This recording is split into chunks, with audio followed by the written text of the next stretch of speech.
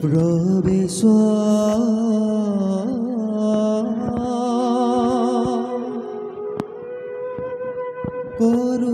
करुत विष्णु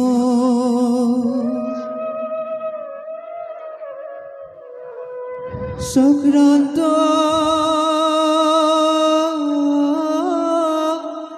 काम कौतिजित जगत जनक धाता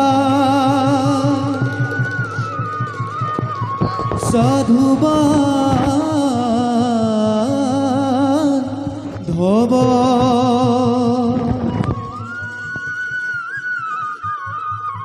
प्रवेश गीत राखीदुरा ताल एक ताल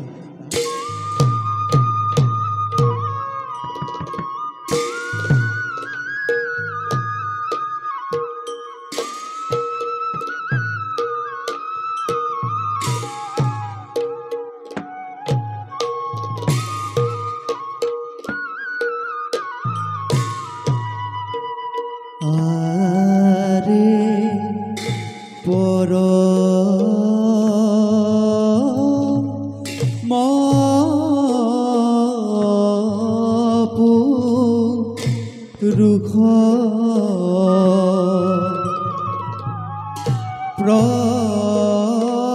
प्रभु दिला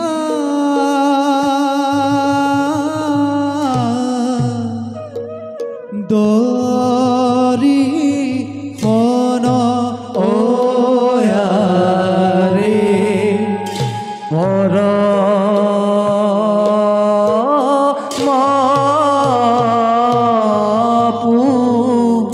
रुख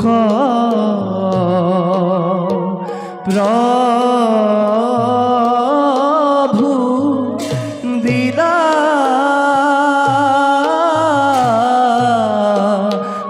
दरी खाना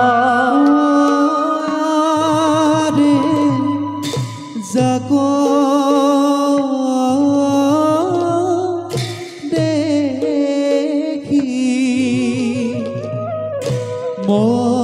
मोहा हुकी हुए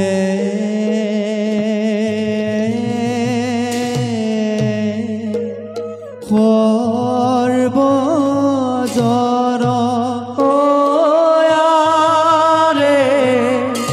जाक रे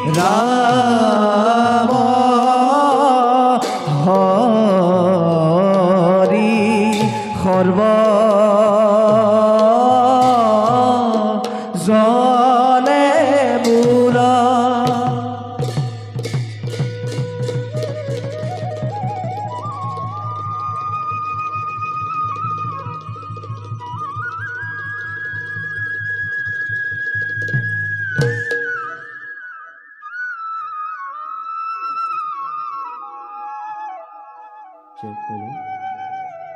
আমি ওমকাৰ সৃষ্টি স্থিতি আৰু প্ৰলয়ৰ আমি এইগৰাকী ব্ৰহ্ম সত্য জগত মিথ্যা অনন্ত কৌটি ব্ৰহ্মাণ্ডৰ আমি স্ৰষ্টা।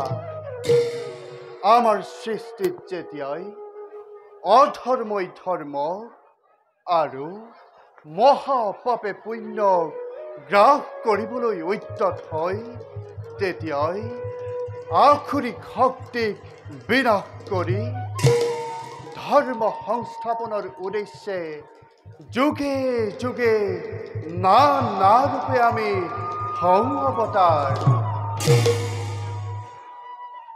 যাওঁ এবে সৃষ্টিৰ কল্যাণৰ বাবে ব্ৰহ্মাদেৱ আৰু ৰুদ্ৰৰ লগত কৰোঁগৈ আলোচনা।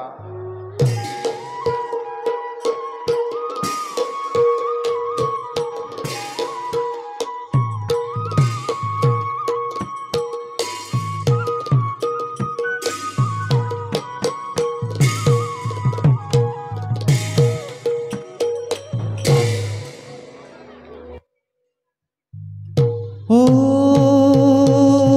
হৰি ও ৰাম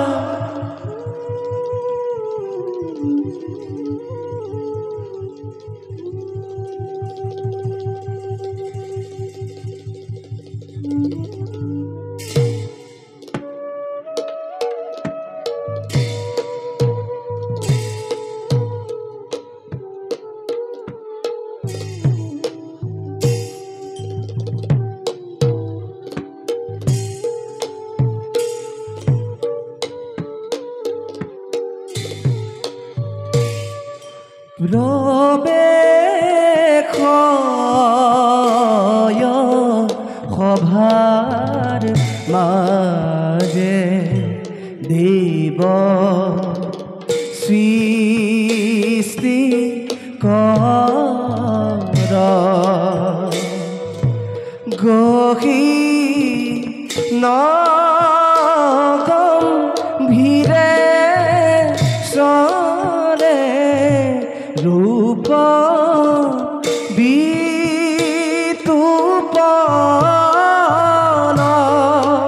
আৰে গহীন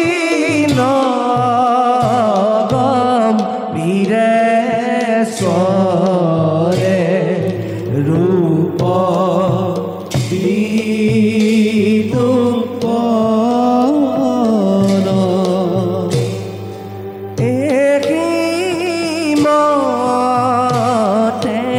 পাইলা গোয়া সভাৰ ভিতৰ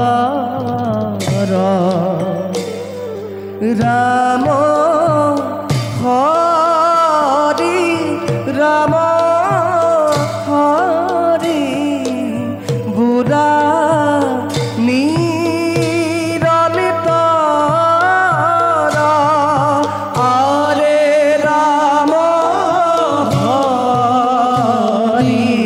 ৰাম হৰি বুঢ়া নিৰন্তৰ।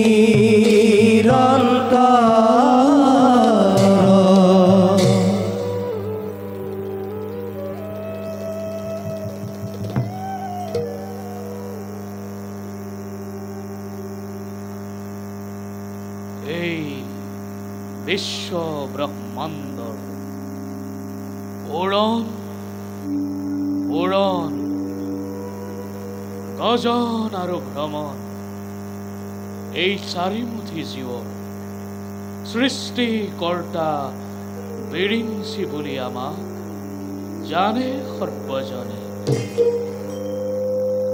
ঈশ্বৰৰ ইচ্ছাত যিমানেই সৃষ্টিৰ সুবিশাল কৰ্মজাল আমি কৰিলো ৰচনা, অতৃপ্ত বাসনা আমাৰ মৰিচিকা খেদি খেদি অসীম মৰু প্ৰান্তত হ'ল ধাৱমান। জগতৰ কাৰণ হে হৰি নাৰায়ণ তোমাৰ যে কি বিচিত্ৰ লীলা প্ৰভু বুজিবৰ শক্তি নাই কাৰণ মায়াত আবদ্ধ আমি আৰু সেইবাবে চতুৰ্দিশে দেখো মাথো তমসাৰ ঘোৰ আৱৰণ সম্প্ৰতি যাওঁ বিচিত্ৰ সৃষ্টিৰ জালে এই জগতত পৰিতাতিষ্কাৰ কৰ্তব্যৰ দিশত আমি অৱলম্বন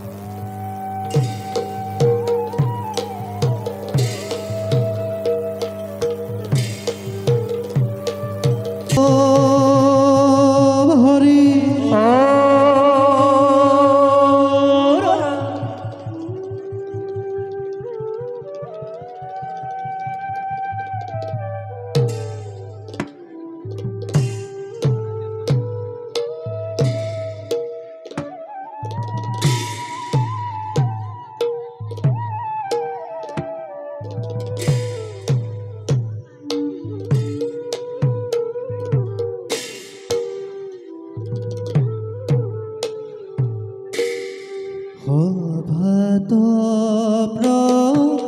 প্রবেশ করে দেব তৃণ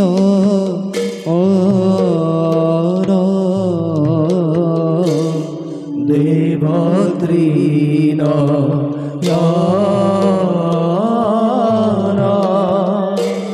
কোকালে বা ঘোর সাল দেখিতে হু ভন ককালে ঘর সালা দেখিতে হু ভন দেখিতে হু ঘন কতক্ষণে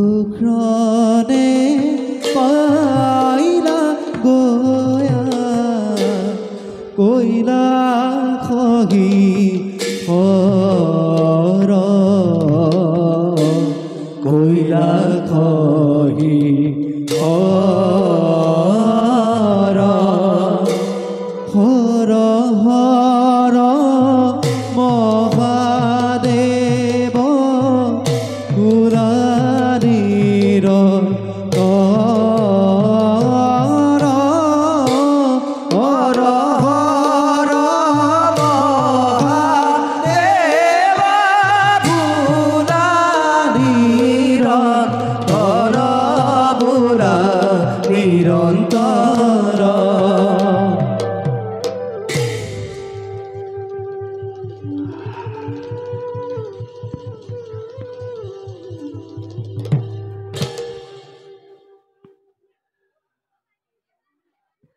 অরুণর রঙা আভায় জাতিষ্কার করে তুলেছে আমার এই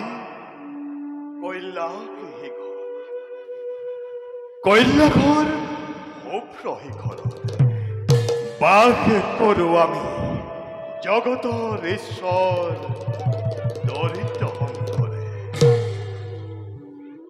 প্রজাপতি ব্রহ্মায় করিছে সজন জীব জগত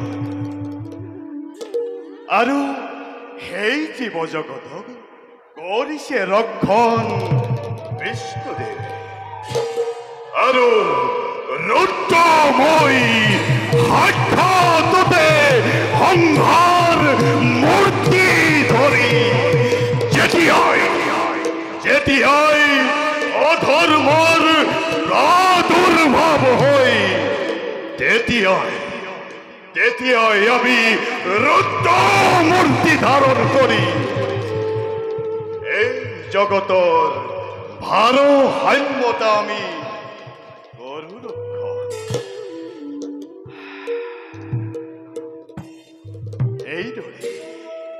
এইদৰেই আমি তিনিওৱে অবিৰাম গতিৰে সৃষ্টিৰ ভাৰসাম্যতা আমি কৰিছো ৰক্ষা। যাও যাও এনে প্ৰজাপতি ব্ৰহ্মা প্ৰভু নাৰায়ণৰ হমে এই জগতৰ ভৱিষ্যত চিন্তা কৰোঁ।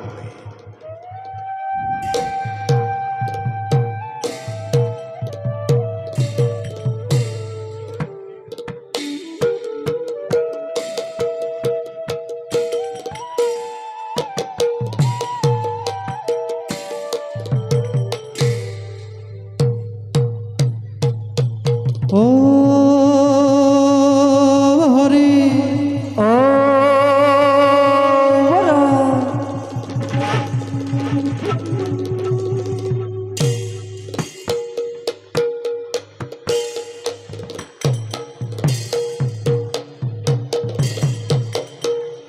প্রবেশিলা সভা মাঝে মহাকাল বীর পদ ভরে বসুমতী কম্পে থরা থর পদ ভরে বসুমতী কম্পে থরা থর এহি মতে পাইলা গয়া সভার ভিতর রাম হরি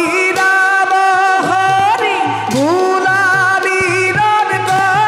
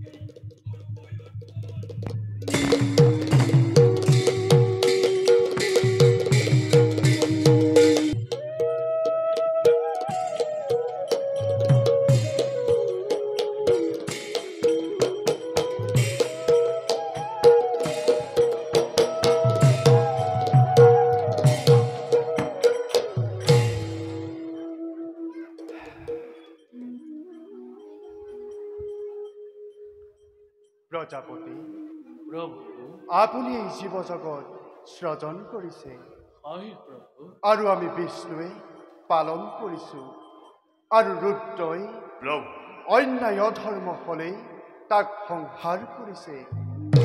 এইদৰে আমি তিনিও মিলি অবিৰাম গতি এই জগতখন ৰক্ষা কৰিছো। নিশ্চয় প্ৰভু কিন্তু কিছুদিনৰ পৰা যেনিয়ে দৃষ্টি নিক্ষেপ কৰিছো তেনিয়ে অধৰ্মই ধৰ্মক এফালৰ পৰা গ্ৰাস কৰি আহিব ধৰিছে। ইয়াৰ কিবা কাৰণ আপোনালোকে পাইছেনে? প্ৰভু আমি বৰ্তমান আহি এই যুগৰ শেষ কল্পত উপনীত হৈছোঁ আৰু প্ৰভু যুগ পৰিৱৰ্তনৰ সময়ত পৃথিৱীত এনেবোৰ অন্যায় অধৰ্ম অপায় অমংগলে গা কৰি উঠাটো স্বাভাৱিক। তাক বাধা দিবৰ কাৰো সাধ্য নাই প্ৰভু, কাৰণ গ্ৰহে এফালৰ পৰা সকলোবোৰ গ্ৰাস কৰি আহিব ধৰিছে। এক কল্প শেষ হোৱাৰ লগে লগে অন্য এক কল্পৰ আৰম্ভ হয় আৰু এই সময়ত যদি ধৰ্মই স্থিতি ল'ব পাৰে তেন্তে ইয়াৰ ফল লাভ হৈ অনাদৰ অনাবৃষ্টি দূৰ হয় আৰু অন্য হাতে অধৰ্মই যদি স্থিতি ল'ব পাৰে তেন্তে ইয়াৰ ফল অতি ভয়ংকৰ হৈ উঠে দুৰাৰোগ্য মহামাৰীকে আদি কৰি কটাকটি মৰামৰি আদি কৰি এই পৃথিৱীত মহাপ্ৰলয়ৰ সৃষ্টি হ'ব প্ৰভু প্ৰভু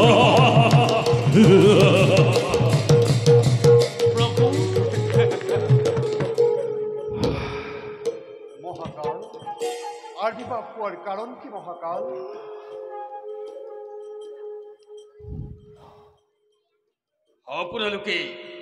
আপোনালোকে মোক যি দায়িত্ব কৰিছিল অৰ্পণ সেই দায়িত্ব মই পালন কৰিবলৈ একেবাৰে নোৱাৰো মহাকাল মহাকাল পৃথিৱীৰ ৰক্ষাৰ ভাৰ আপোনালোকে আমাৰ ওপৰত কৰিছিল অৰ্পণ নিশ্চয় কিন্তু আজি মই সেই দায়িত্ব পালন কৰিবলৈ অপাৰগ প্ৰভু মহাকাল কিন্তু ইয়াৰ কাৰণ কি মহাকাল পৃথিৱীত অন্যায় অধৰ্ম অবিচাৰ আদিৰ প্ৰাদুৰ্ভাৱ দিনকে দিনে বৃদ্ধি পাব ধৰিছে ধৰ্মৰ নাম গুণ একেবাৰে নাইকিয়া হ'ব ধৰিছে মহাকাল সকলো ফালে অধৰ্মই গ্ৰাস কৰিব ধৰিছে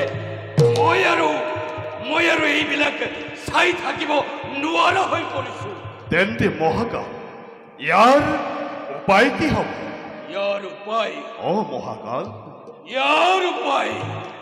ইয়াৰ উপায় কিন্তু অতি ভয়ংকৰ হৈ উঠিব ভয়ংকৰ অলপ দিনৰ পাছতেই এই পৃথিৱীত মহাপ্ৰলয়ৰ হ'ব সূচনা মহাকাল মহাসাগৰৰ পানীয়ে এই পৃথিৱী তলি নিয়াব আগৰ শিক্ষা সভ্যতা জ্ঞান বিজ্ঞান এইবিলাক সকলো লুপ্ত হ'ব মহাকাল ঋষি মুনিসকলৰ বাবে বেদ বেদাংগ এইবিলাক অধ্যয়ন কৰিবলৈ কোনো স্থান নাথাকিব মহাকাল কিন্তু মহাকাল সৃষ্টি যদি ৰক্ষা নহয় তেনেহ'লে পৃথিৱীৰ নৰমনুষ্যৰ কি গতি হ'ব পৃথিৱীত ধৰ্ম বুলিবলৈ একোৱেই নাই সকলোবিলাক অধৰ্মই এফালৰ পৰা কাম কৰিব লাগিছে মই আৰু এইবিলাক চাই থাকিব নোৱাৰা হৈছো মোৰ কাৰ্যকাল শেষ হৈ আহিব ধৰিছে মই এতিয়া আহিলোহে মহাকাল ইয়াৰ এটা উপায় দি যোৱা মহাকাল মহাকাল উপায়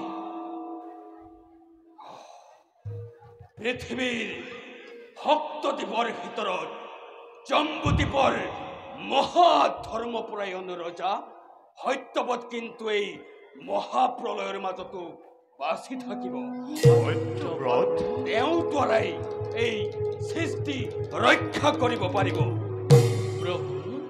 প্ৰজাপতি আপুনি যিমানবিলাক বেদ বেদাংগ আছে এই সকলোবিলাক পিছৰ প্ৰজন্মৰ কাৰণে সংগ্ৰহ কৰি ৰাখিব নিশ্চয় আৰু মহাদেৱ এই মহাপ্ৰলয়ৰ মাজত মহাকায় জীৱ জন্তু মহাদৈত্যবিলাকে মূৰ দাঙি উঠিব এই সকলোবিলাক আপুনি সংহাৰ কৰিব লাগিব আমি কি কৰিব লাগিব মহাকাল প্ৰভু সেই সময়ত সত্যবত ৰজাক লগত লৈ যি অৱতাৰৰ প্ৰয়োজন হয় সেই ৰূপ ধাৰণ কৰি পৃথিৱীৰ সকলোবিলাক প্ৰয়োজনীয় বস্তু উদ্ধাৰ কৰিব লাগিব মনত ৰাখিব মহাপ্ৰলয়লৈ আৰু বেশি দিন নাই, বেশি দিন নাই, বেশি দিন নাই, মই আহিলোহে। ইমান সুন্দৰ এই বিনন্দীয়া সৃষ্টি, কৃষ্টি, সংস্কৃতি, সাহিত্য, সভ্যতা, এই সকলোবোৰ মহাপ্ৰলয়ত ডুব যাব। কিন্তু কিন্তু পুনৰ সৃষ্টি কৰিবলৈ কি বাকী থাকিব প্ৰভু? প্ৰজাপতি, প্ৰভু, আপুনি এতিয়াৰ পৰা যিমানবোৰ বেদ বেদাংগ কৃষ্টি সভ্যতাৰ নিদৰ্শনত থকা সকলোবিলাক সামগ্ৰী এপদ এপদকৈ সংগ্ৰহণ কৰাৰ ব্যৱস্থা কৰক। প্ৰভু, ইমানবোৰ কৃষ্টি সভ্যতাৰ নিদৰ্শন সংগ্ৰহ কৰি ৰখাটো জানো সম্ভৱ? আৰু প্ৰভু, এনেহেন ভয়ংকৰ পৰিৱেশত কোন ক'ত পৰি থাকিবলগীয়া হয় তাৰ কি নিশ্চয়তা আছে প্ৰভু? প্ৰজাপতি, প্ৰভু, এই সকলোবিলাকৰ দায়িত্ব ল'ব মহাদেৱে। সময়ত মহাবল ৰূপ ধাৰণ কৰি এই সৃষ্টি ৰক্ষা কৰিব। এতিয়া দুয়ো মিলি সৃষ্টি ৰক্ষাৰ বাবে নিজ নিজ কৰ্তব্যত হওক অগ্ৰসৰ। ভাল প্ৰভু, বলক ৰুদ্ৰদেৱ। বলো।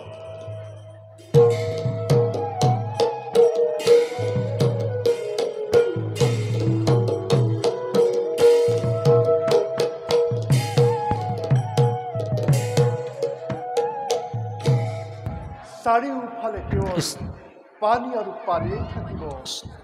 এই মহাপ্ৰলয়ৰ মাজত আমাৰ কি নতুন অৱতাৰৰ হ'ব প্ৰয়োজন, তাকেহে ভাবি মন একেবাৰে অস্থিৰ হৈ পৰিছে।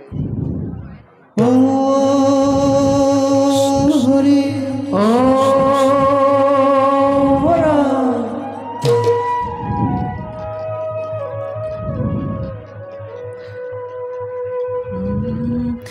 জয়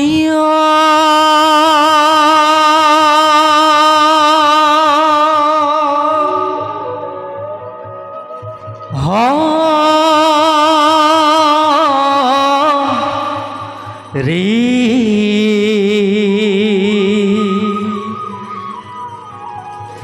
গো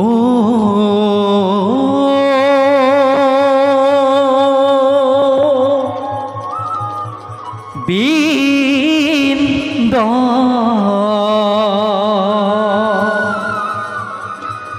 নারায়ণ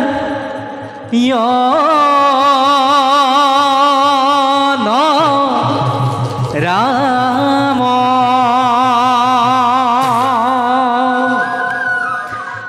কে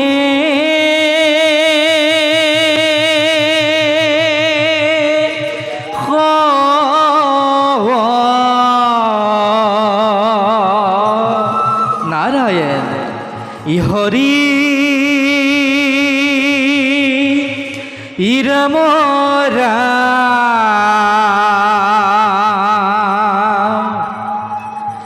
কে হব হরি নারায়ণ নারায়ণ প্রথমে প্রণাম ব্রহ্ম রূপী সনাতন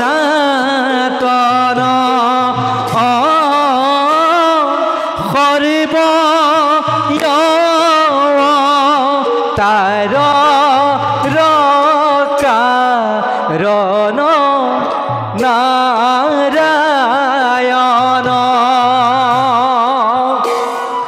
তোজুনাভি কমলত ব্রহ্মা ভৈ লাজাত যুগে যুগে অবতার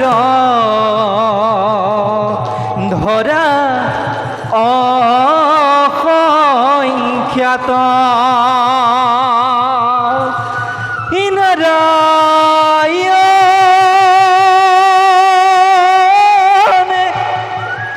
নারায়ণ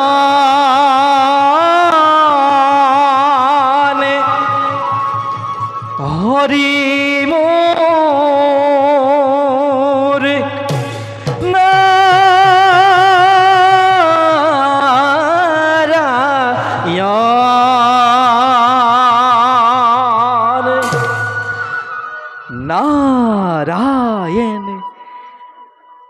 নারায়ণ আজি আমার পরম সৌভাগ্য স্বয়ং বিশ্ব ব্ৰহ্মাণ্ডৰ গৰাকীক স্বচক্ষে লভিলো দৰ্শন। হে বিশ্ব ব্ৰহ্মাণ্ডৰ গৰাকী, নেহকিন নাৰদৰ শত সহস্ৰ কৌটি প্ৰণিপাত কৰিবা গ্ৰহণ। তথাস্তু ওঠা দেৱৰ্ষি। প্ৰভু, হে প্ৰভু, প্ৰভু দেৱৰ্ষি, অকলে অকলে একেবাৰে গভীৰ চিন্তাত মগ্ন। আমি জানো তাৰ কিবা সম্ভেদ পাম?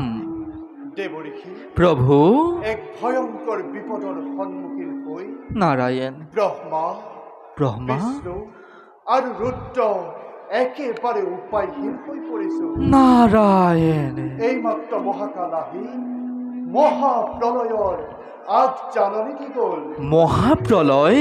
হয় দেৱৰ্ষি, আৰু কিছুদিনৰ পাছত পাছত পৃথিৱীত মহাপ্ৰলয় আৰম্ভ হ'ব। নাৰায়ণ, সাগৰৰ পানীয়ে সমস্ত পৃথিৱীকে ডুবাই পেলাব। প্ৰভু, কোনো কতো বাচি নাথাকিব দেৱৰ্ষি। কেৱল দৈত্য আৰু দানৱবিলাক ভয়ংকৰ হৈ উঠিব।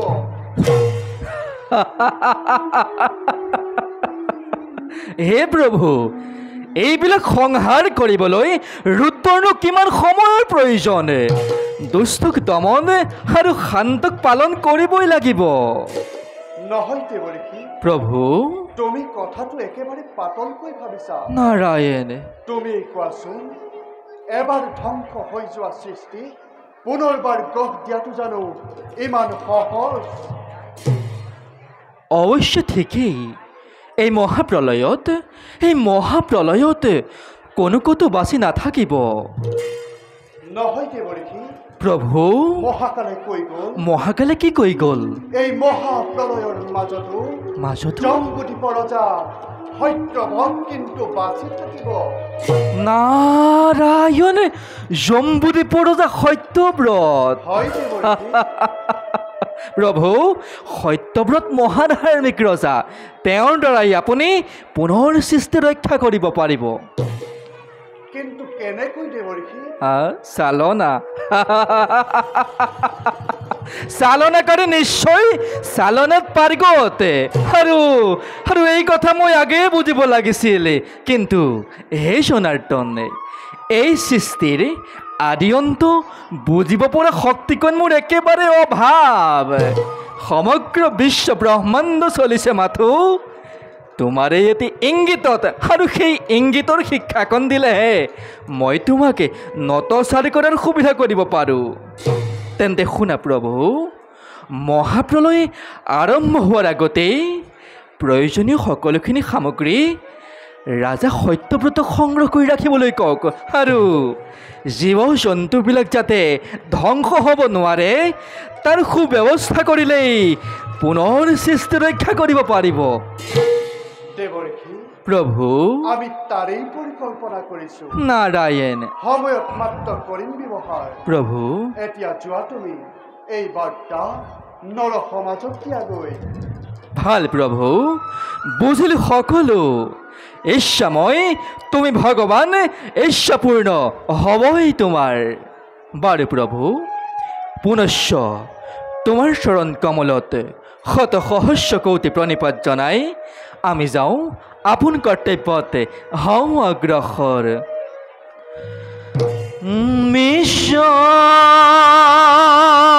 ঈশ্বৰ পৰমে ব্ৰহ্ম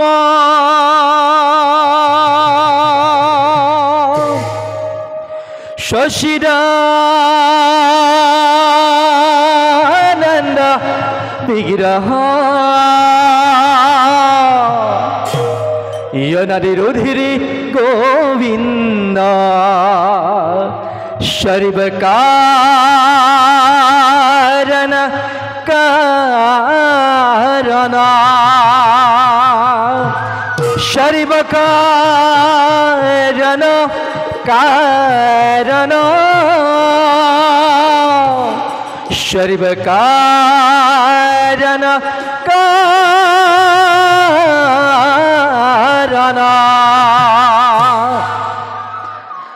পিউ পিউ পিউ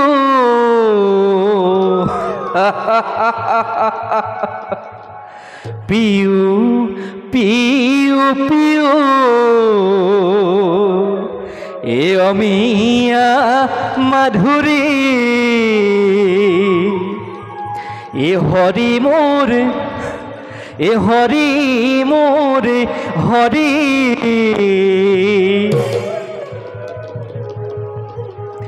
এরা তুল শরণে নারায়ণ এ নুপুর বাজিছে এরু নজু নজু ন করি এরু নজু নজু ন করি নারায়ণ নারায়ণ প্রভু ভগবন্ত অনন্ত ঈশ্বর প্রপন্ন জনতারণ প্রভু ভগবন্ত অনন্ত ঈশ্বর প্রপন্ন জনতারণ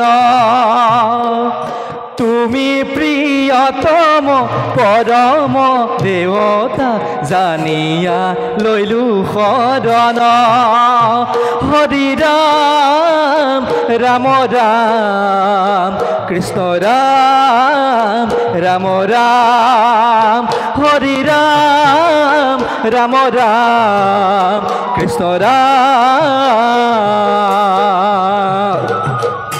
এ ৰাম ৰামে ৰাম ৰাম এ ৰাম ৰাম নাৰায়ণ নাৰায়ণ নাৰায়ণ বুজিছো ভালদৰে আমাৰ নতুন অৱতাৰৰ সময় হৈছে সমাগত যাওঁ এবে নিজ কৰ্তব্যত হওঁ অগ্ৰসৰ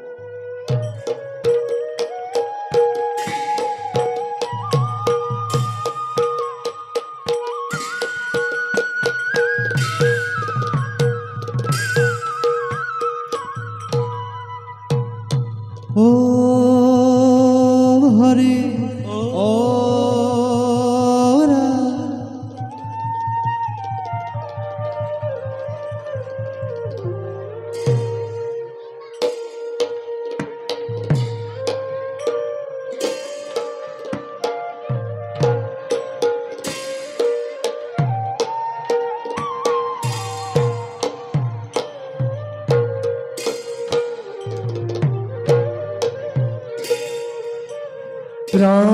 রবে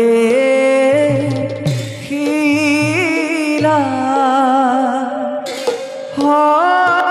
ভার মাঝে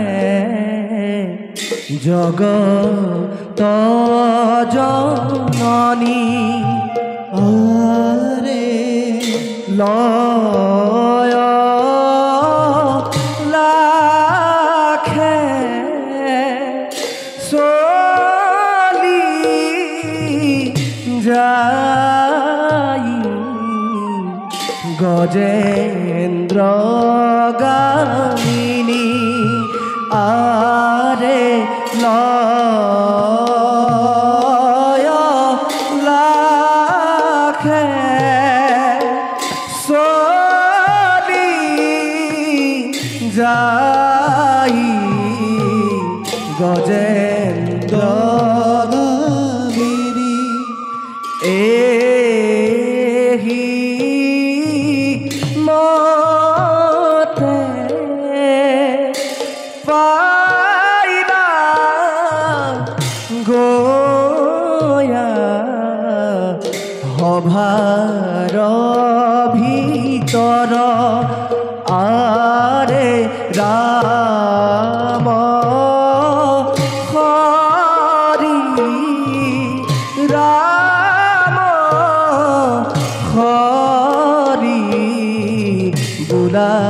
নিৰন্তৰে আৰে ৰাম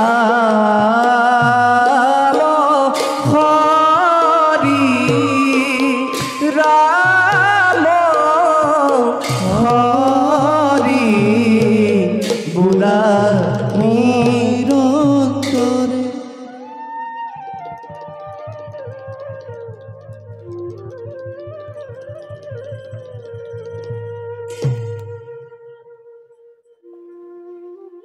প্ৰভু প্ৰভু প্ৰভু প্ৰভু প্ৰভু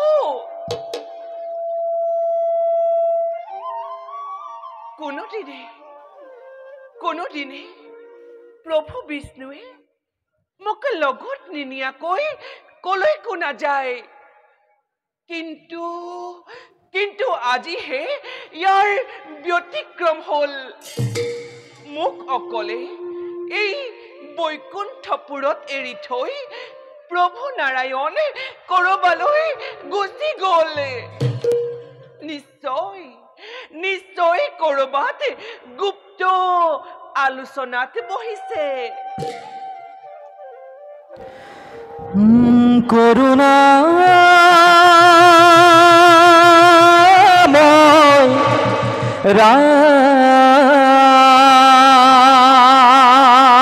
ৰামে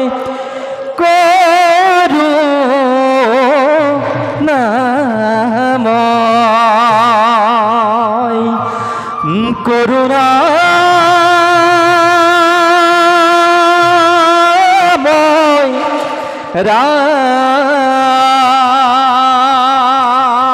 ৰামে কৰুণাময়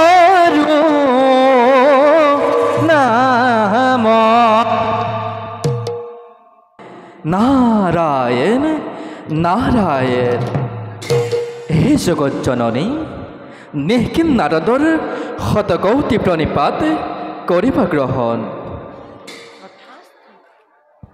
দেৱী নাৰায়ণ কিয় দেখো আজি চিন্তাম্বিত বদন অ হৈছে নেকি বৈকুণ্ঠপুৰীতে কিবা অমংগল অ বৈকুণ্ঠলৈ আহিলে লক্ষ্মী নাৰায়ণৰ যুগল মূৰ্তি দৰ্শন কৰিবলৈ পাওঁ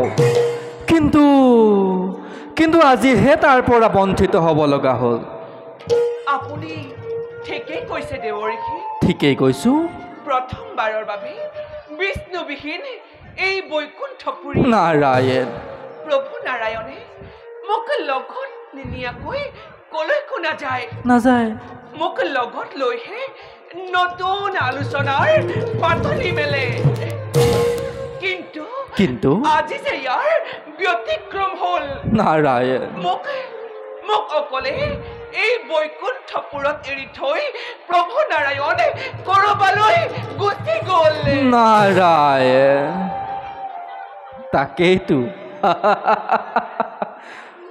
তাকেইতো ক'বলৈ আহিছোঁ দেৱী গৈছিলোঁ কৈলাশলৈ তাত দেখিলোঁ ব্ৰহ্মা বিষ্ণু ৰুদ্ৰ তিনিও একেবাৰে গুপ্ত আলোচনাৰে মগ্ন আৰু কি দেখিলোঁ জানা সেই আলোচনাত ভাগ লৈছে শিৱৰ ভাৰ্যা পাৰ্বতী আৰু ব্ৰহ্মাৰ কন্যা সৰস্বতী মহাপ্ৰলয়ৰ সময়তে কোনে কি দায়িত্ব পালন কৰিব সকলোখিনি ভাগ বতৰা কৰি শেষেই কৰি পেলালে দেৱৰীষি আপুনি বাৰু নাৰায়ণক লগ পাইছিল নেকি কওক দেৱৰীষি এই কথা সঁচানে সঁচা মিছা সময়ত দেখিবা নহয় মই গৈ পোৱাৰ লগে লগে ভোলানাথে তুতকি আহিল বুলি মোক এতিয়া কিং কৰিলে সেইবাবে দেৱী তাত মই এখন্তেকো নৰৈ পোনে পোনে আহি বৈকুণ্ঠ পালোহি পৃথিৱী ধ্বংস হ'ব পৃথিৱীত মহাপ্ৰলয়ৰ সূচনা হ'ব অথচ মই গমকেই নাপাওঁ তেওঁলোকৰ গুপ্ত আলোচনাত যদি শিৱৰ ভাৰ্যা পাৰ্বতী ব্ৰহ্মাৰ কন্যা সৰস্বতী থাকিব পাৰে নাৰায়ণ।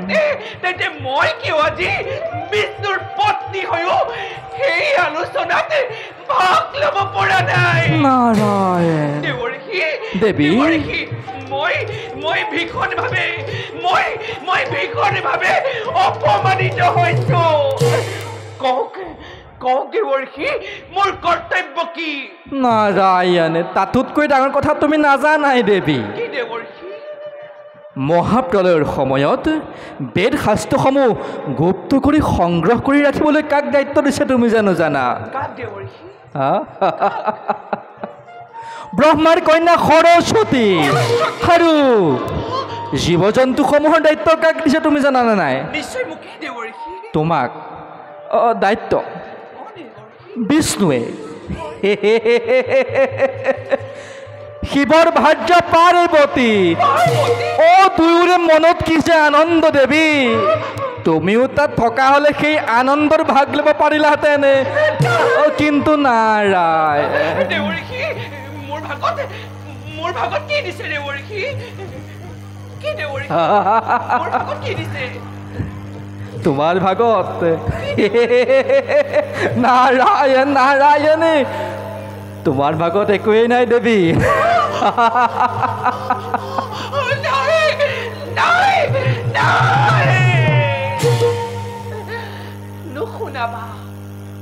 নুশুনাবা তেনে মোক গুপ্ত কাহিনী।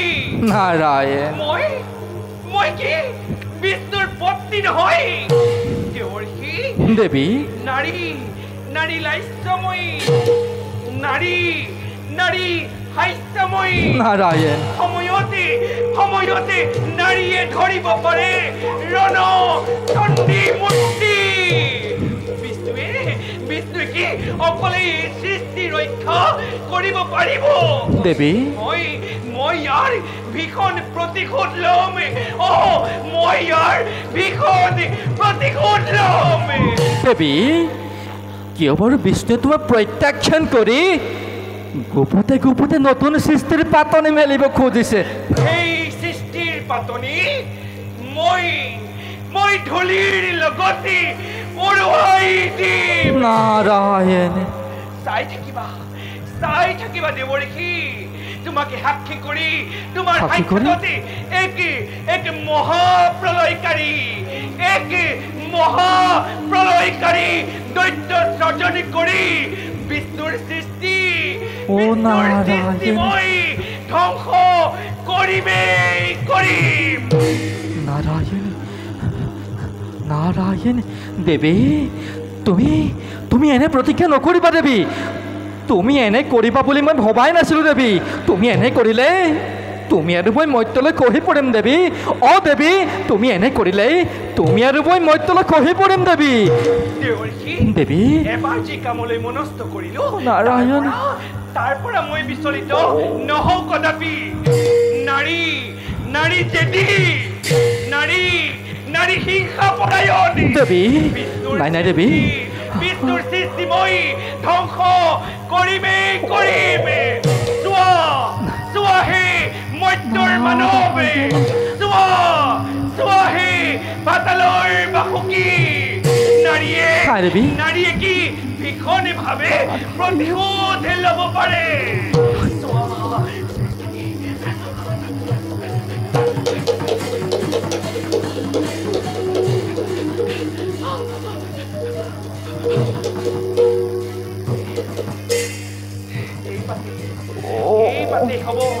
নারায়ণ অস্ত্র এই পাতে হব মহান অস্ত্র সৃষ্টি হ আকাশ লঙ্ঘা দৈত্য সৃষ্টি হ আকাশ লঙ্ঘা দৈত্য সৃষ্টি হ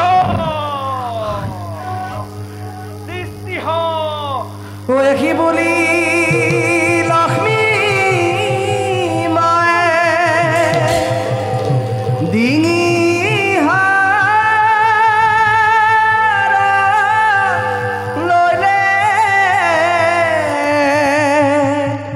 লংঘা দৈত্য স্বজন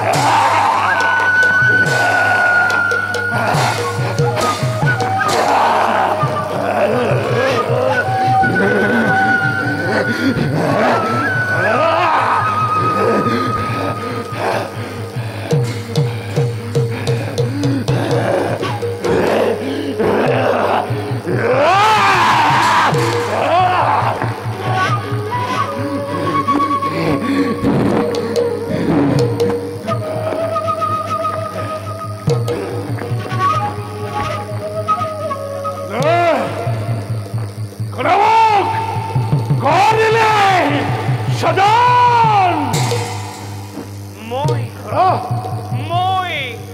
মই তোকে কৰিলো স্বজন কোন তুমি তোমাৰ হত্য পৰিচয় মই জগতৰ মাতা লক্ষ্মী আৰু মই তোকে কৰিছো স্বজন মাতৃ পুত্ৰ হে মাতৃ পুত্ৰ কিয় মোক অকস্মাতে কৰিলা স্বজন কেই কাৰ্য মই কৰিম শুন পুত্ৰ মাতৃ তোকে স্বজনে কৰাৰ উদ্দেশ্য অতিকৈ মহান আৰু কেইদিনমানৰ পাছতে এই পৃথিৱী ধ্বংস হ'ব চাৰিওফালে পানী কেৱল পানী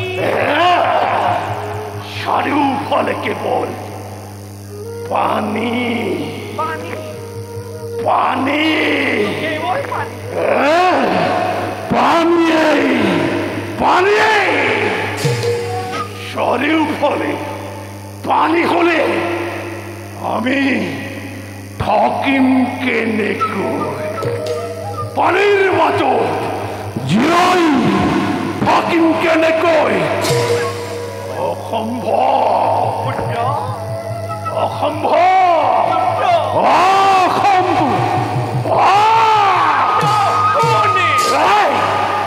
শুন পুত্ৰ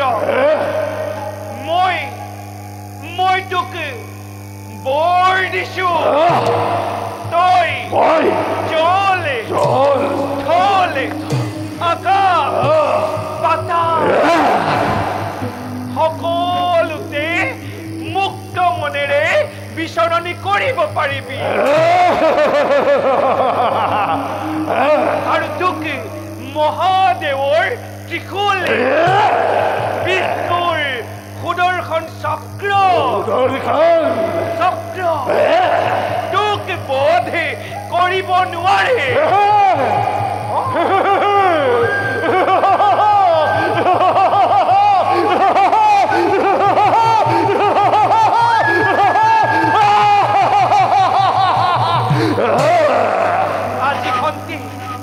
আজি সন্তি তোৰ সৰ্বশৰীৰ মই বৰ্জময় কৰি দিলো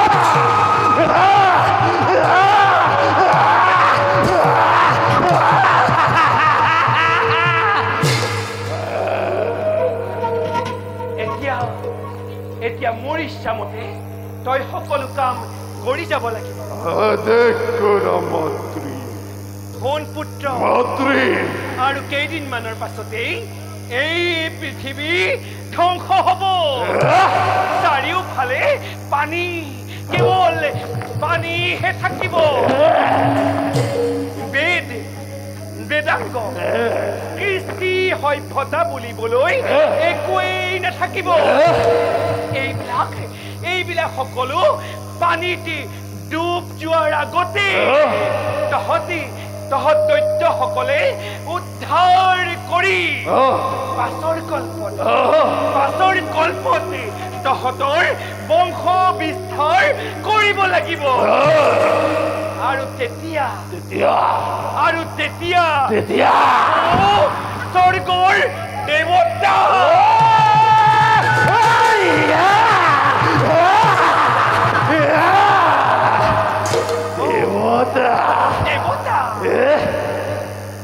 দেৱতাতকৈও শ্ৰেষ্ঠ আসন ল'ব পাৰিবি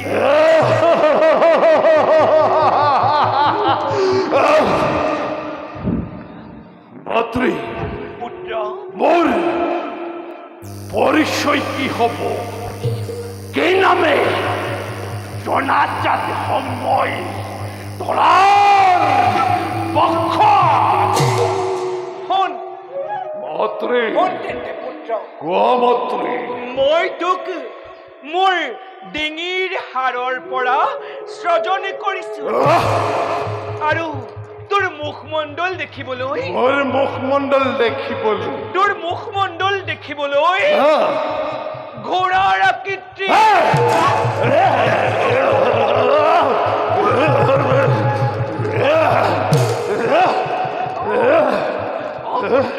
তোৰ মুখমণ্ডল দেখিবলৈ ঘোঁৰাৰ আকৃতি সেইবাবে মোৰ নাম কি সেইবাবে তোৰ নাম হ'ব মোৰ নাম কি তোৰ নাম হ'ব তোৰ নাম হ'ব মোৰ নাম কি হয় দৈত্য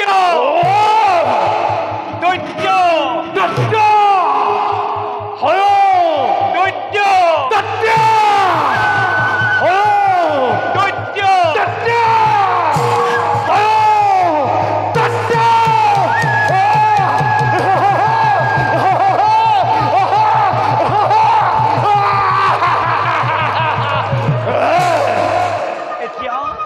এতিয়া যা নিজ কৰ্তব্য তই অগ্ৰসৰ মন্ত্ৰী পুত্ৰ মোক অমৰ বৰ প্ৰদান কৰি কৃতাৰ্থ কৰা মন্ত্ৰী পুত্ৰ মোৰ অমৰত্ব বৰ দিয়াৰ অলপো ক্ষমতা নাই কিন্তু মই যি বৰ দিছো সেই বৰ অমৰত্ব বৰৰ সমান তই জল স্থল আকাশ পাতাল সকলোতে মুক্ত মনেৰে বিচৰণি কৰিব পাৰিবি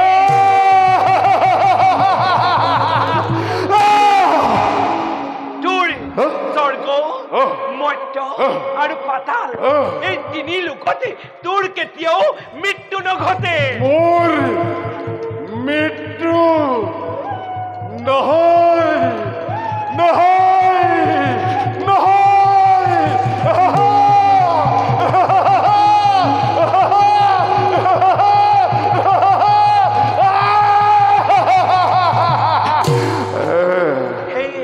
এতিয়া যা ধুমুহাৰ দৰে নিজ কৰ্তব্যতে অগ্ৰসৰ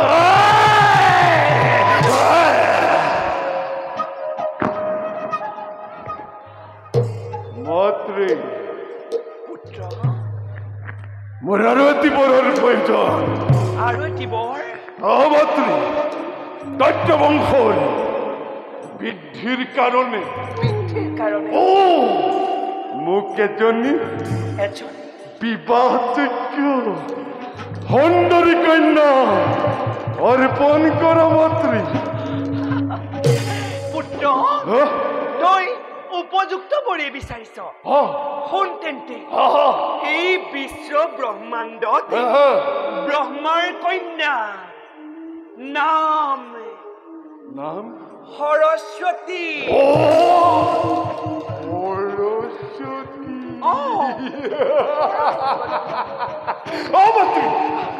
এই বিশ্ব ব্ৰহ্মাণ্ড ব্ৰহ্মাৰ কন্যা সৰস্বতী তাইৰ সমান সুন্দৰী গুণৱতী আৰু ৰূপৱতী কোনোৱেই নাই সেইবাবে চলে বলে কিম্বা কৌশলে সেই সৰস্বতীক পত্নী ৰূপে কৰিবি গ্ৰহণে চলে বলে কিম্বা কৌশলে সৰস্বতীক পত্নী ৰূপে কৰিবি গ্ৰহণী মনত ৰাখিবি চলে বলে কিম্বা কৌশলে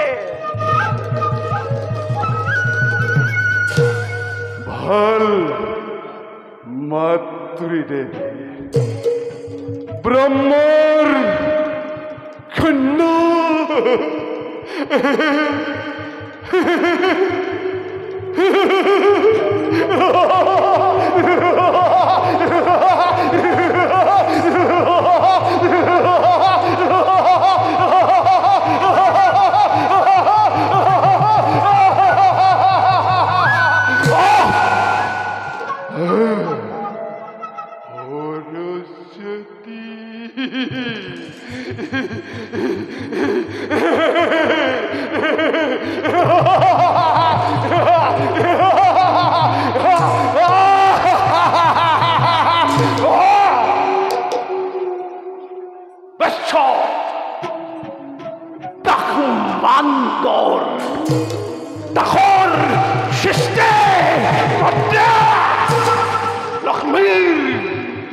নন্দনমণি নামৰ বিশ্ব ব্ৰহ্মাণ্ড ঘূৰিব লাগিব মুৰাই নেত্ৰে স্বৰ্গৰ দেৱতা মৰ্ত্যৰ মানৱ পাতালৰ ধৰাধৰি হ'ব লাগিব কম্পমান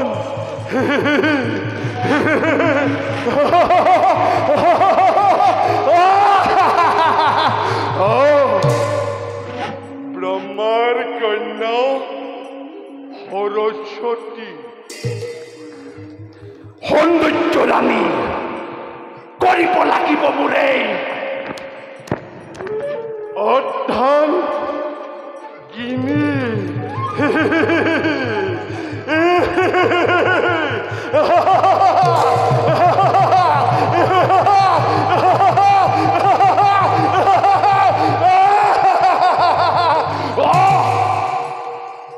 দেখিব জগতে অধিব বিশ্বই দানৱৰ হত্যা কৰ্তা এই ষড়যন্ত্ৰৰ অগতে বীৰত্ব পৰাক্ৰম কিমান কিমান কিমান কিমান কিমান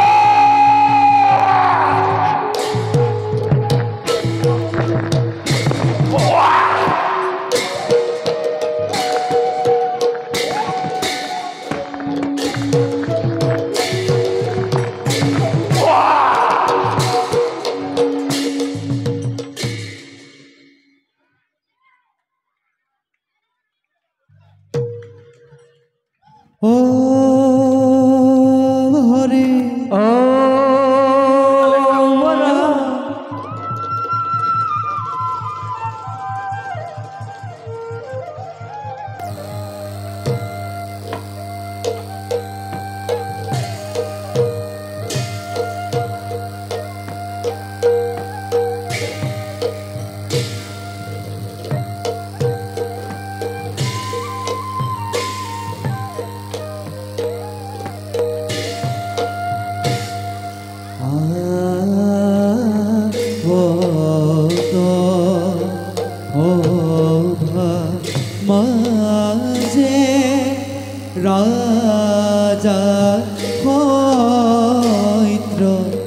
ব্রত আরে হঙ্গে চলে পাত্র মন্ত্রী দেখি দেহু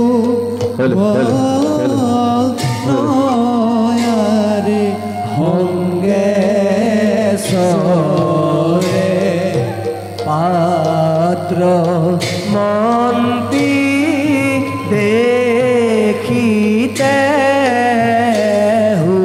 ভন হরি পর বধা বিক রাজা অতি বিশ্ব আরে মম মাঝে তাকি গুলা নয়ারে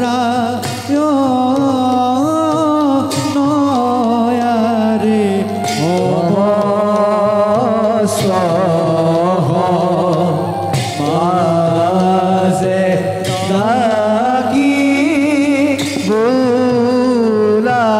রাম রাম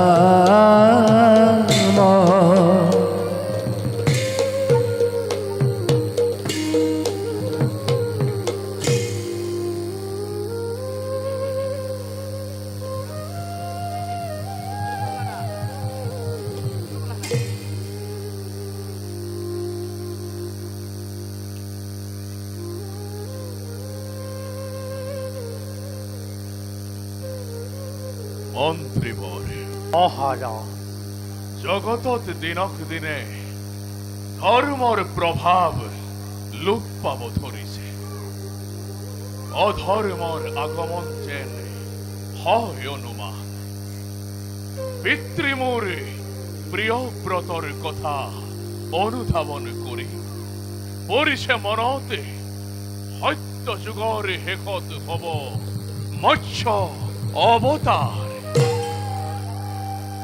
পৃথিৱীত সূচনা হ'ব এক মহা প্ৰলয়ৰ সমগ্ৰ জগত মহাসাগৰৰ জলধাৰাত ডুব যাব গছ গছনি জীৱ জন্তু তৰু তৃণ একোকে বাচি নাথাকিব মন্ত্ৰীবৰ মহাৰাজ সেই হেতুকে ধৰ্মৰ প্ৰভাৱ লোপ পাব ধৰিছে নেকি মন্ত্ৰীবৰ মহাৰাজ মন্ত্ৰীবৰ সেই কথা অৱশ্যে সঁচা কিন্তু শুনক মহাৰাজ মন্ত্ৰীবৰ আপোনাৰ পিতৃ পৰম ধৰ্মী মহা জ্ঞানী তেওঁ কৈছিল যে পৃথিৱী অনতিপলমে মহাপ্ৰলয় অমংগলে আগুৰি ধৰিব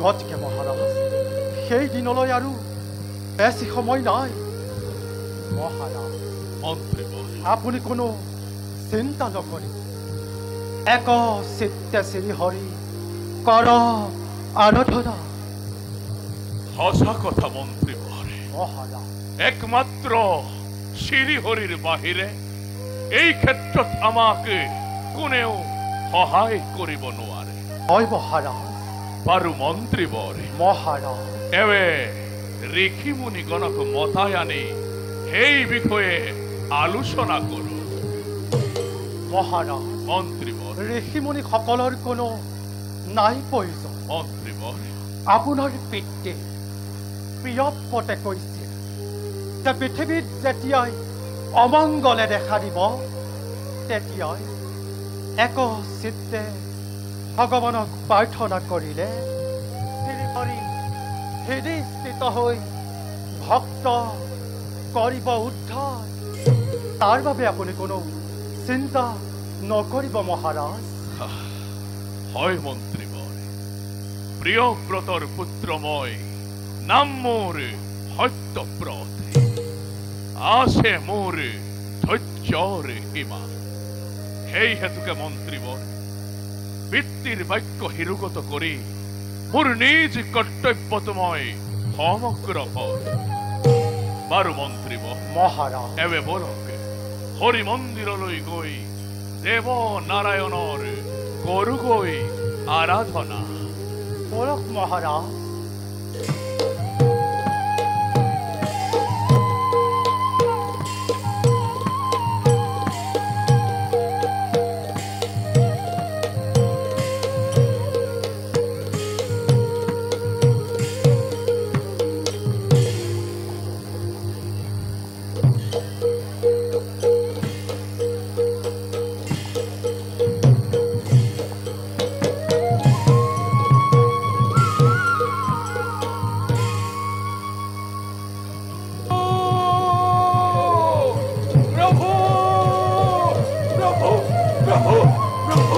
মহাকাল মোৰ সাৱধান বাণী শুনক প্ৰভু। মহাকাল প্ৰকাশ কৰা মহাকাল। প্ৰভু মহাপ্ৰলয় হোৱাৰ আগতে আন এটা মহাপ্ৰলয়লৈ সাজু হওক প্ৰভু। আধেক মহাপ্ৰলয় প্ৰভু পৃথিৱী ধ্বংসৰ বাবে লক্ষ্মীয়ে এটা মহাদৈত্য কৰিলে স্ৰজন। সি এতিয়া এইফালেই লক্ষ্য কৰি আহিব লাগিছে। তাক বোধ কৰাৰ কাৰো শক্তি নাই প্ৰভু, কাৰো শক্তি নাই। মহাকাল লক্ষ্মীয়ে দৈত্য স্বজন কৰাৰ কাৰণ কি? প্ৰভু এইবিলাক আপুনি লাহে লাহে জানিব পাৰিব। মই আপোনাক সাৱধান কৰি দিবৰ বাবেহে আহিলো প্ৰভু। মই এতিয়া মোৰ নিজ কৰ্তব্যত অগ্ৰসৰ। প্ৰজাপতি প্ৰভু নাৰীৰ চৰিত্ৰ বুজি পোৱাটো বৰ কঠিন। লক্ষ্মী আমাৰ লগত প্ৰতিদ্বন্দ্বিতা কৰাৰ ফল নিশ্চয় ভোগ কৰিব। মই বুজিছো প্ৰভু, মই ভালদৰে বুজিছো। মোৰ পুত্ৰ নাৰদৰ কুচক্ৰান্তত পৰি আজি লক্ষ্মী দেৱীয়ে এনে গৰ্হিত কামত লিপ্ত হ'ব লগা হ'ল। প্ৰভু সি আজি মোৰ পুত্ৰ হৈ মোৰেই সৃষ্টিত হেঙাৰ হৈ থিয় দিছে। তাক মই নকৰিম ক্ষমা প্ৰভু। এই ভুলৰ বাবে তাক মই উচিত শাস্তি কৰিম প্ৰদান।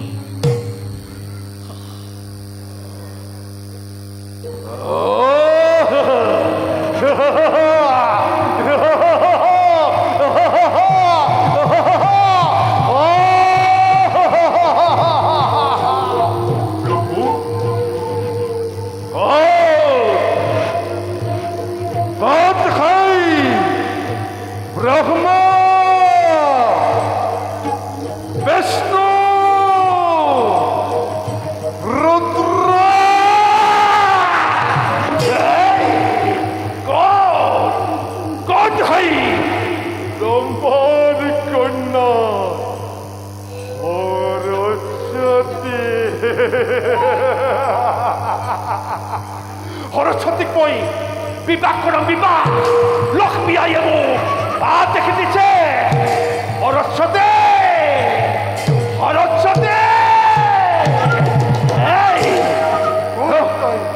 মহাদৈত্য দে তোৰ সত্য পৰিচয়। মই লক্ষ্মীৰ সন্তান। লক্ষ্মীয়ে মোক স্বজন কৰিছে। নাম মোৰ হয়দৈত্য।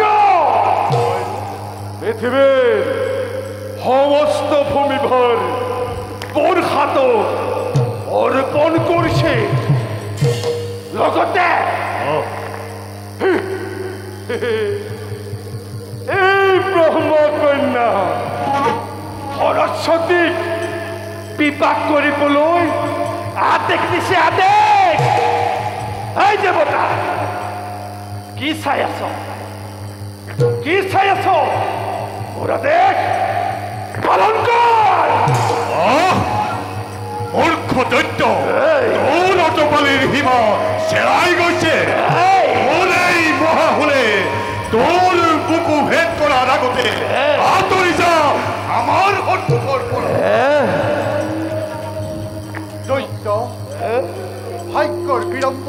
হৈছে লক্ষ্মীৰ কিবাত মাখিৰ পৰা সিংহ হৈ এই জগতত বিচৰণ কৰিবলৈ আহিলে নহ'লে এই সুদৰ্শন চক্ৰই তোৰ মুণ্ড মই ছেদন কৰিলোহেঁতেন। বৃথা চেষ্টা দেৱতা লক্ষ্মীৰ বৰৰ প্ৰভাৱত বিষ্ণুৰ প্ৰদৰ্শন মহাদেৱৰ দেখুলেও মোক একো কৰিব নোৱাৰে। ইচ্ছা কৰিলে তহঁতি প্ৰমাণ চাব পাৰ। প্ৰমাণ এই দৈত্যৰ দম্ভাৰী মোৰ আৰু নহয় সহ্য। ললো এই মই মহাহুল পাৰ যদি ব্যৰ্থ কৰ। লাগিলে ঘূৰ ৰণ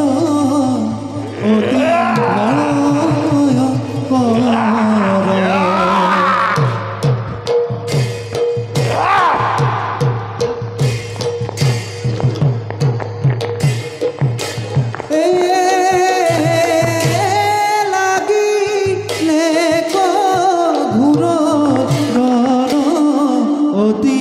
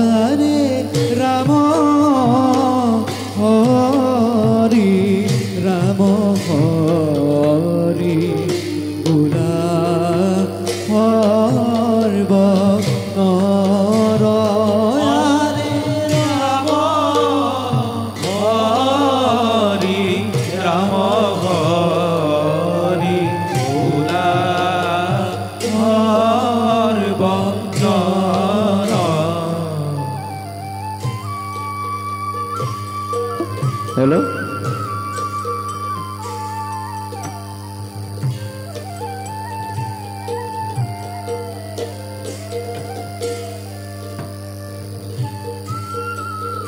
সৰস্বতী পিতা সৰস্বতী পিতা আই সৰস্বতী পিতা আই সৰস্বতী পিতা এই পৃথিৱীত মহাপ্ৰলয় হ'বলৈ আৰু বেছি সময় নাই পিতা মোৰ পুত্ৰ নাৰদৰ কুচক্ৰান্তত পৰি লক্ষ্মী দেৱীয়ে এটা ভয়ংকৰ দৈত্যৰ কৰিলে সৃজন পিতা আজি আজি তাৰ অত্যাচাৰত সমগ্ৰ পৃথিৱী তল বল কৰিব লাগিছে কেৱল সিমানেই নহয় আই পিতা এই দৈত্যলৈ লক্ষ্মী আয়ে তোক বিয়া দিম বুলি দৈত্যৰ আগত প্ৰতিজ্ঞা কৰিছে গতিকে আই পিতা তই এই স্থানত ৰৈ নাথাকিবি যা যাই তই সোনকালে এই স্থানৰ পৰা আঁতৰি যা পিতা লক্ষ্মী মোৰ প্ৰতি কিয় ইমান ঘৃণনীয় কাৰ্যত লিপ্ত হৈছিল সৰস্বতী মইতো লক্ষ্মীক কোনো দোষ কৰা নাই আৰু পিতা লক্ষ্মীয়ে কুকাৰ্যত প্ৰভু বিষ্ণুৱে কিবা দৰে কৰিছে সমৰ্থন নহয় নহয় আই তই ভুল বুজিছ প্ৰভু বিষ্ণুৱে এইবোৰ কথা একো গমকেই নাপায় ব্ৰহ্মা বিষ্ণু ৰুদ্ৰ আমি তিনিও মিলি মহাপ্ৰলয়ৰ বিষয়ে আলোচনা কৰি আছিলোঁ অৱশ্যে লক্ষ্মী দেৱীৰ লগত প্ৰভু বিষ্ণুৱে আলোচনা কৰিবলৈ গৈছে কিন্তু আই তই ইয়াত ৰৈ নাথাকিবি সেই ঘোঁৰামুখীয়া দৈত্যটো দেখিলে মোৰ পেটতে হাত ভৰি লুকাই তই ইয়াৰ পৰা আঁতৰি যা আই পিতা মোৰ প্ৰতি লক্ষ্মী যি ঘৃণনীয় কাৰ্যত লিপ্ত হ'ল মই কিন্তু সহ্য কৰি নাথাকিম পিতা সৰস্বতী মই যদি তোমাৰ কন্যা সৰস্বতী হওঁ তেন্তে চাবা পিতা লক্ষ্মীয়ে যি পাত ব্ৰহ্মশিল মোৰ বুকুলৈ নিক্ষেপ কৰিছে সেই পাত ব্ৰহ্মশিল পুনৰ মই লক্ষ্মী বুকুলৈ উভতাই পঠাম সৰস্বতী পিতা তেতিয়া বুজিব লক্ষ্মীয়ে এই বিশ্ব ব্ৰহ্মাণ্ডটি লক্ষ্মী শ্ৰেষ্ঠ নে এই সৰস্বতী শ্ৰেষ্ঠ নহয় আই তই নুবুজ কিয় সেইবোৰ কৰিবলৈ এতিয়া সময় নাই পিতা সেই দৈত্যই তোক হৰণ কৰাৰ লগতে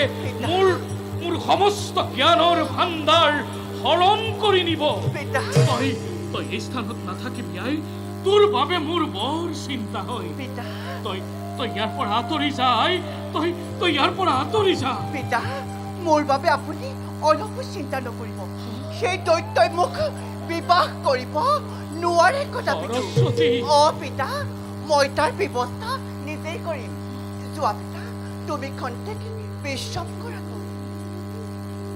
বাৰু তোৰ কথাই হ'ব মই তেন্তে এতিয়া আহিলোহে কিন্তু আই তই কিন্তু বেছি সময় ইয়াত ৰৈ নাথাকিবি তই সোনকালে ইয়াৰ পৰা আঁতৰি যাবি আই আৰু সাৱধানে থাকিবি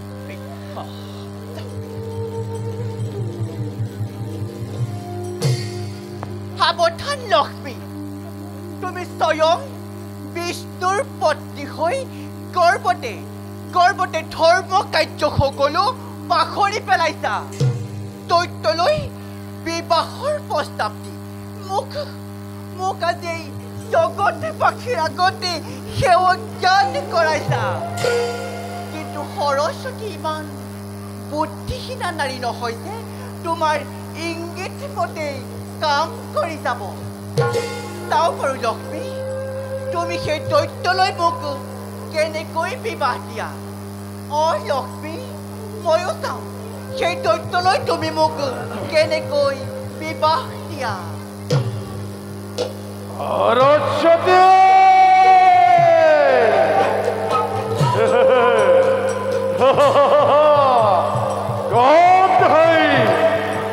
ব্ৰহ্মৰ কন্যা সৰস্বতী কি হ'ব আজি মোৰে অৰ্ধাংগিনী সৰস্বতী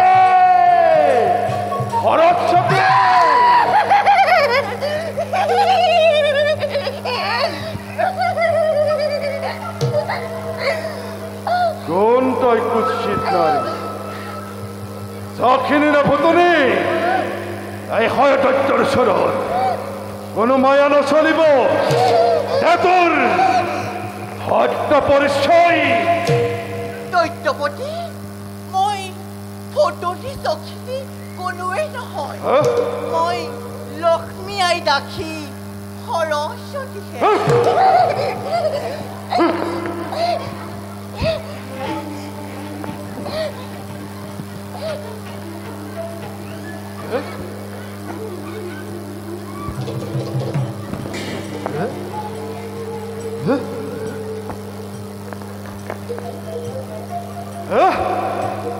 জয় সৰস্বতী মাতৃটো কৈছিল জগতত আটাইতকৈ সুন্দৰী নাৰী সৰস্বতী তেনেস্থলত এই সৰস্বতী নাই মোৰ বিশ্বাস নহয় এই পিশাচী দে তোৰ সত্য পৰিচয় দৈত্যপতি আপোনাৰ মাতৃয়ে মিছা আশ্ৰয় লৈছে এই ভূমণ্ডলতে সৰস্বতী বুলি আৰু কোনো সুন্দৰী নাৰী যদি আপুনি কৰুপা সৰস্বতী গ্ৰহণ কৰে তেন্তে মোৰ জীৱন কৃতাৰ্থ হ'ব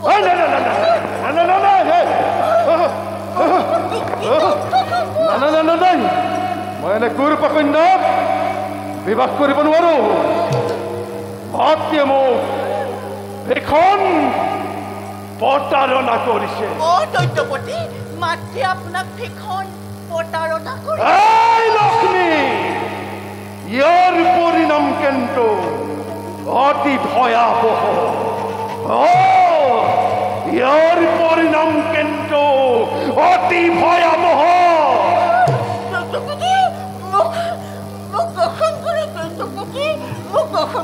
বাটেৰ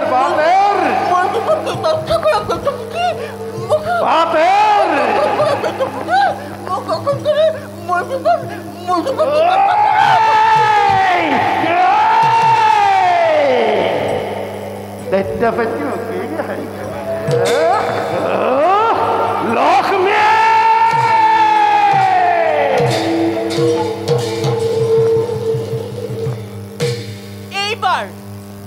এইবাৰ সাৱধান হোৱা লক্ষ্মী তুমি যি পাতি ব্ৰহ্মখেল মোৰ বুকুলৈ নিক্ষেপ কৰিছিলা সেই পাত ব্ৰহ্মখেল পুনৰ মই তোমাৰ বুকুলৈ উভতাই পঠাইছো চাও পাৰো লক্ষ্মী তুমি আজি সেই দৈত্যৰ হাতৰ পৰা কেনেকৈ ৰক্ষা পোৱা লক্ষ্মী বৈকুণ্ঠেশ্বৰী লক্ষ্মী কি কৈছিলা সৰস্বতী সৌন্দৰ্যৰ ৰাণী কিন্তু সেই সৰস্বতীয়ে দিছো তোমাক আজি মই ঘোৰ দণ্ড নেচি পুত্ৰ হাতৰ পৰা তুমি আজি কেনেকৈ ৰক্ষা পোৱা লক্ষ্মী ময়ো চাওঁ নেচি পুত্ৰৰ হাতৰ পৰা তুমি আজি কেনেকৈ ৰক্ষা পোৱা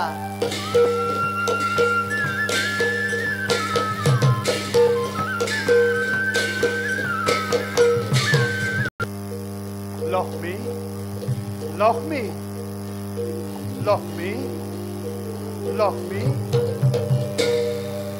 আজি আকৌ লক্ষ্মী কিহৰ প্ৰয়োজন মইতো বিষ্ণুপ্ৰিয়া লক্ষ্মী নহয় লক্ষ্মী তোমাৰ এনে অবিবেচক কাৰ্যই আমাক দেৱ সমাজত ঘৃণনীয় কৰি তুলিছে আমি জগত কৰ্তা ঈশ্বৰ আৰু তুমি জগতৰ মহালক্ষ্মী এনে ক্ষেত্ৰত তুমি যদি আমাৰ লগত প্ৰতিদ্বন্দ্বিতা কৰিব খোজা তেন্তে ইয়াৰ পৰিণাম কি হ'ব পাৰে তুমি এবাৰো ভাবি চোৱা নাই প্ৰভু আপুনি কি কৈছে মই হলে একো বুজিব পৰা নাই মোক সকলো ভাঙি পাতি কওক প্ৰভু শুনা লক্ষ্মী আৰু কিছুদিনৰ পাছত পৃথিৱীত মহাপ্ৰলয় আৰম্ভ হ'ব সাগৰৰ পানীয়ে সমগ্ৰ পৃথিৱীকে ডুব যাব কিন্তু তাৰ আগতে তুমি ভীষণ দৈত্য স্বজন কৰি মোৰ লগত প্ৰতিদ্বন্দ্বিতা কৰিব খুজিছা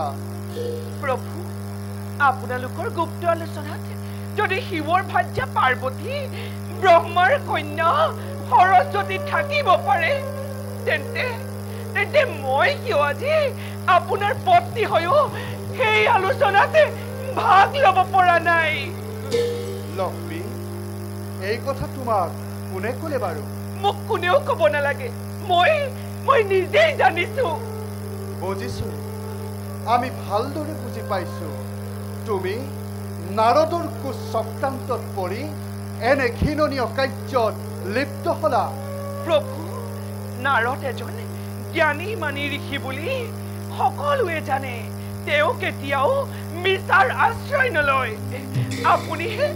আপুনিহে মোক প্ৰতাৰণা কৰিছে সেই গুপ্ত আলোচনাত শিৱৰ ভাৰ্যা পাৰ্বতী ব্ৰহ্মাৰ কন্যা সৰস্বতী থাকিব পাৰে তেন্তে মই কিয় আজি সেই আলোচনাত ভাগ ল'ব পৰা নাই তুমি দাম্ভী প্ৰভু তুমি গৰ্বিতা প্ৰভু জানা তুমি কোন প্ৰভু তুমি কোনোবা দানৱী তুমি আজি বিষ্ণুপ্ৰিয়া লক্ষ্মী নোহোৱা কদাপি আৰু ইয়াৰ পৰিণাম কি হ'ব পাৰে তুমি এবাৰো ভাবি চোৱা নাই পৰিণামৰ কথা চিন্তা কৰি এই লক্ষ্মী আজি কোনো কৰ্তব্যত আগবঢ়া নাই প্ৰভু বিষ্ণুৱে বুজক এই লক্ষ্মীক অৱহেলা কৰাৰ পৰিণাম কি ভীষণ হ'ব পাৰে ভুল লক্ষ্মী ভুল তুমি ভুল পথেৰে পৰিচালিত হৈছা প্ৰভু এদিন নহয় এদিন তুমি ভীষণ সংকটত পৰি উদ্ধাৰ পাবলৈ হাই হাই কৰিব লাগিব প্ৰভু আৰু সেইদিনা তোমাক উদ্ধাৰ কৰিবলৈ এই পৃথিৱীত কোনোৱেই নাথাকিব প্ৰভু মই আৰু তোমাৰ লগত তৰ্ক নকৰো লক্ষ্মী তোমাৰ যুক্তি হেৰাই গৈছে প্ৰভু মই আহিলো লক্ষ্মী প্ৰভু প্ৰভু প্ৰভু যোৱাৰ আগ মুহূৰ্তত মাত্ৰ এটি কথা কৈ যাওঁ শুনা লক্ষ্মী প্ৰভু এও কিন্তু এক কৰ্মফল লক্ষ্মী ধৰ্মৰ জয় আৰু অধৰ্মৰ পৰাজয় প্ৰভু প্ৰভু প্ৰভু প্ৰভু এই লক্ষ্মী ইমান বুদ্ধিহীনা নাৰী নহয় যে কাৰোবাৰ চাতুৰি কথাত ভুল গৈ কাৰোবাৰ চাতুৰি কথাত ভুল গৈ এই ভয় খাব এক যাতে নতুন সৃষ্টিৰ অংকুৰণ নহয় সেইবাবেহে লক্ষ্য ৰাখি মই আকাশ লংঘা দৈত্য সৃজন কৰিছো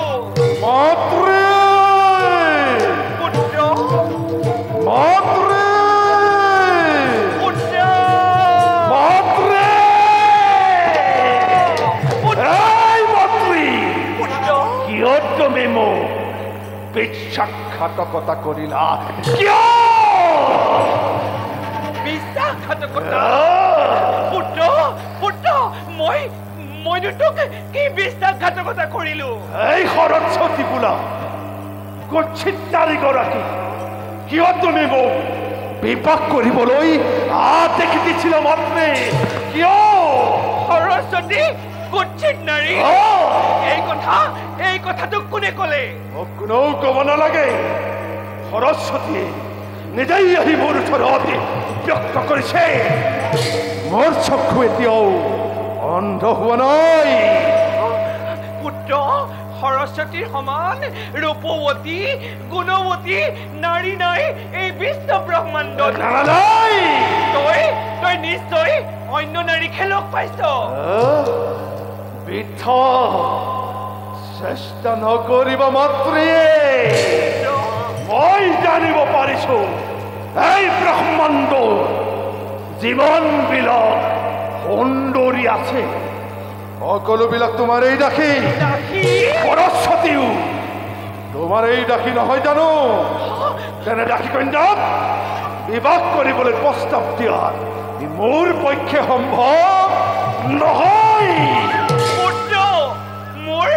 মোৰ কোনো দাসী নাই এইবিলাক সকলো মিছা তই মিছাত ভুল নাযাবি বাছা তই মিছাত ভুল নাযাবি মিছা ই নাজানে একোকে জানে মাথো কর্তব্য নিজৰ পুত্ৰ অনামাত্ৰে মোৰ প্ৰতিজ্ঞা ভিখন প্ৰতিজ্ঞা অপ্ৰতিজ্ঞ দৈত্যই কাহানিও দাসীক বিবাহ নকৰাই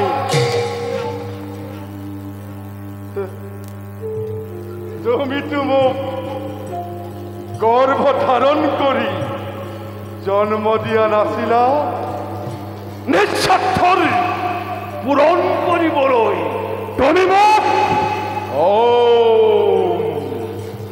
সদল কৰিছিলা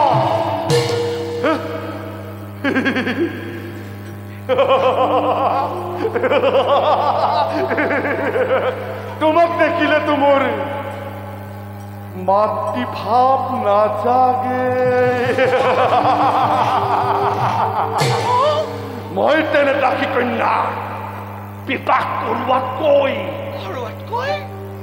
কি কি পুত্ৰ দাসী কন্যাক বিবাহ কৰোৱাতকৈ কি মই যদি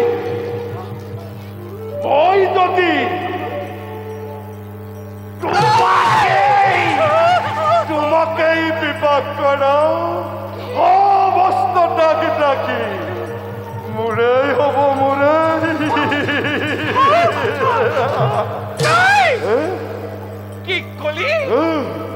কি কলি তই পুত্ৰ হৈ নিজ মাতৃক পত্নী ৰূপে পাব বিচাৰ এই কথা কবলৈ তোৰ লাজ নালাগিল তোকে স্বজনে কৰি মই মহা ভুল কৰিলো দেৱ সমাজতে কলংকৰ কালিমা আনিলো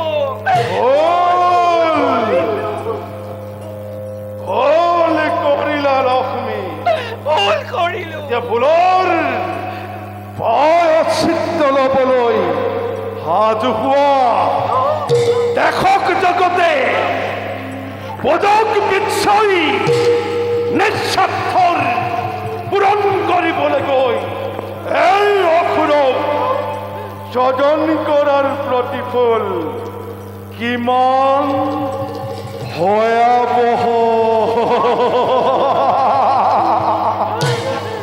লক্ষ্মী পুত্ৰৰ ভাৱ পৰিহাৰ কৰি দৈত্যৰ কুলত জিৰণি লোৱা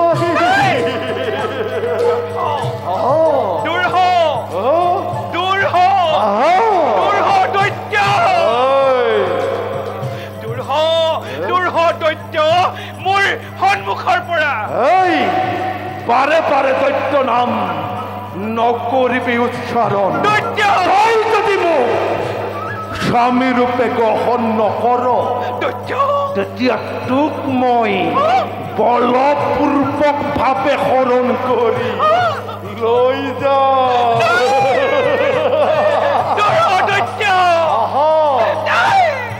তুমি মোৰ কাষলৈ আহা প্ৰভু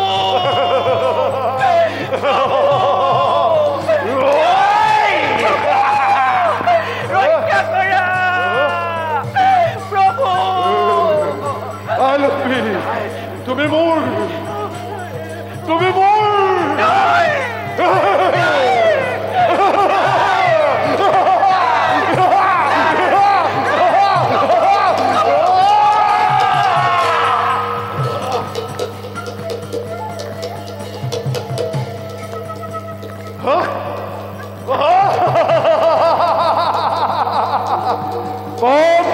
লক্ষ্মী পলালেও আজি তোমাক ৰক্ষা কোনটা কোনো নাই এই ক্ষয়দৈত্যই সৰ্বে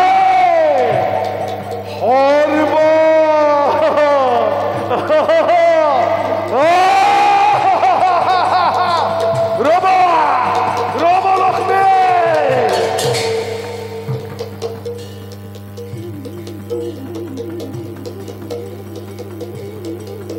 এতিয়া কেনে লাগিছে লক্ষ্মী তুমি জগতৰ মাতা হৈ যি ঘৃণনীয় কাৰ্যত লিপ্ত হলা তাৰ পৰিণাম ভোগ কৰিবলৈ সাজু হোৱা লক্ষ্মী নিজৰ লজ্জা নিবাৰণৰ বাবে হৌ মহাসাগৰত ডুব যাব লাগিব। ৰক্ষা কৰা নাই ৰক্ষা কৰক প্ৰভু মোক ৰক্ষা কৰক মোক তুমি স্পৰ্শ নকৰিবা লক্ষ্মী, তোমাৰ প্ৰায়শ্চিত্ত হ'ব লাগিব। প্ৰভু অবলা নাৰী মই এই দুৰ্বল মুহূৰ্তত এনে নকৰিবলগীয়া কাৰ্য কৰিলো। দৈত্যই মোক পাছে পাছে খেদি আহিছে। আপুনি মোক দৈত্য হাতৰ পৰা ৰক্ষা কৰক প্ৰভু, ৰক্ষা কৰক। লক্ষ্মী, আজি দৈত্যৰ হাতৰ পৰা ৰক্ষা কৰিব পৰা ক্ষমতা আমাৰ নাই। আজি দৈত্যৰ আগত আমাৰ সুদৰ্শন চক্ৰও সামান্য অস্ত্ৰলৈ পৰিণত হ'ল। গতিকে লক্ষ্মী, তুমি দৈত্যৰ কৰ্তৃত্ব গ্ৰহণ কৰাৰ বাদে আৰু অন্য উপায় নাই লক্ষ্মী। প্ৰভু আপুনিও আজি এনে বাক্য কৰিলে উচ্চাৰণে? মই উচ্চাৰণ কৰা নাই লক্ষ্মী। আজি দৈত্যই জগতবাসীৰ আগত উচ্চ স্বৰে চিঞৰি চিঞৰি কৰিছে প্ৰকাশ, লক্ষ্মীয়ে হেনো তাৰ একমাত্ৰ পত্নী। গতিকে লক্ষ্মী, তোমাক মই লক্ষ্মী, তোমাক মই চিৰদিনৰ বাবে লক্ষ্মী, চিৰদিনৰ বাবে পৰিত্যাগ কৰিলো।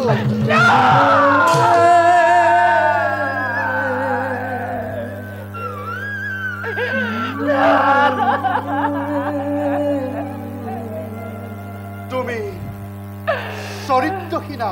প্ৰভু মোক ক্ষমা কৰক প্ৰভু, মোক ক্ষমা কৰক।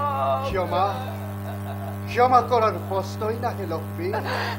তুমি দৈত্যৰ পত্নী, আৰু সেইবাবে এই বৈকুণ্ঠ দ্বাৰ তোমাৰ বাবে চিৰদিনৰ বাবে ৰুদ্ধ হ'ব।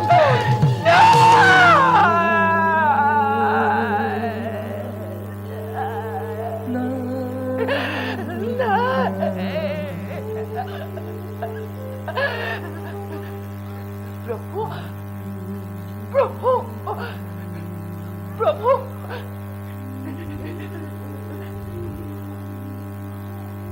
ক্ষমা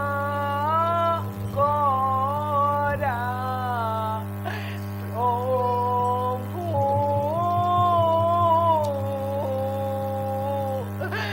মোক ধৰো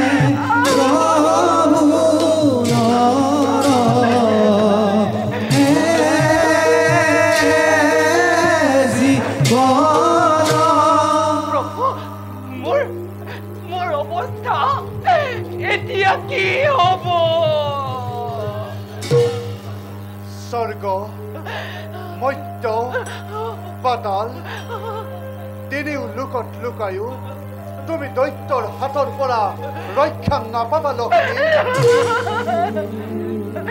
তুমি তোমাৰ লজ্জা নিবাৰণৰ বাবে বিলুপ্তি সাধন কৰিবই লাগিব। প্ৰভু মোক ক্ষমা কৰক, মোক পৰিত্যাগ নকৰিব।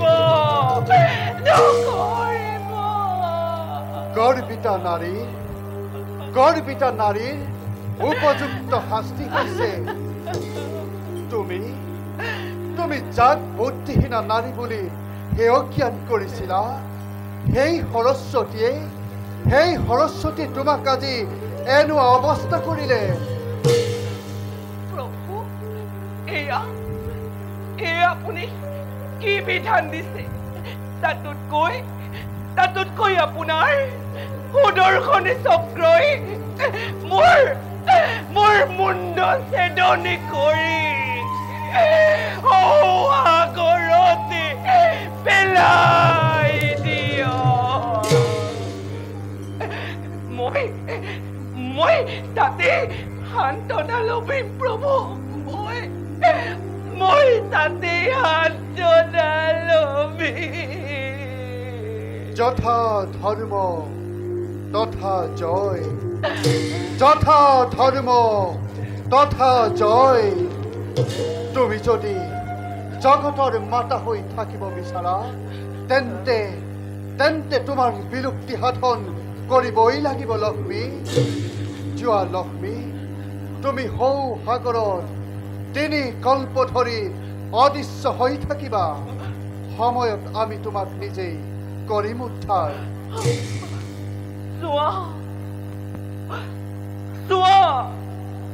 চোৱা হে মৰ্ত্যৰ মানৱে, চোৱা তোমালোকে যে লক্ষ্মীয়ে আজি এই বৈকুণ্ঠপুৰী শুৱনি কৰি ৰাখিব লাগিছিল, সেই লক্ষ্মী আজি এতিয়া সামান্য কথাতে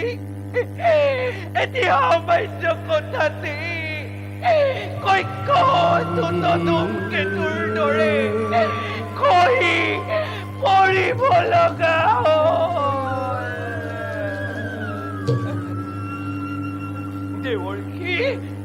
দেৱৰ্ষি, তোমাৰ বাবে হ'ল আজি এনেকুৱা অৱস্থা। সেয়ে ময়ো তোমাকে দিলো অভিশাপ। মোৰ দৰে তুমিও এদিন এই বৈকুণ্ঠৰ পৰা খহি পৰিবা।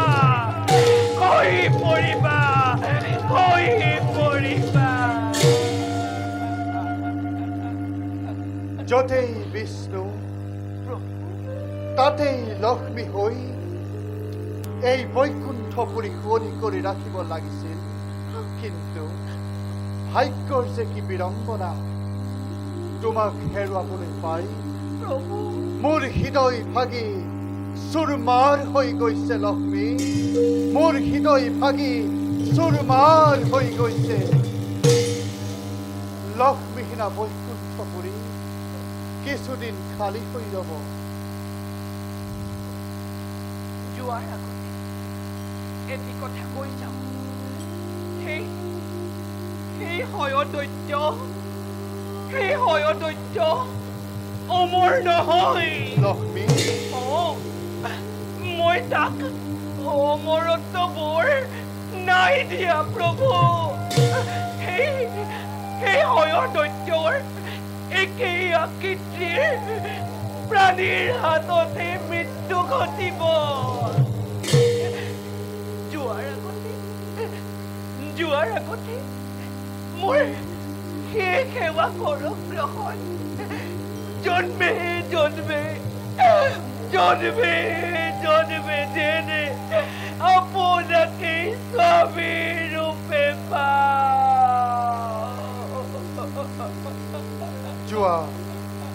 যোৱা লক্ষ্মী, তুমি আৰু পলম নকৰিবা। নহলে আৰু ভয়ংকৰ বিপদৰ সন্মুখীন হ'ব লাগিব। বিদায় প্ৰভু, বিদায় প্ৰভু। দেখা সৰ্বজন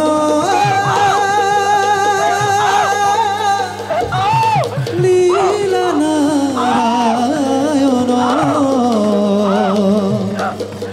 অতিকতে জিলা কৰি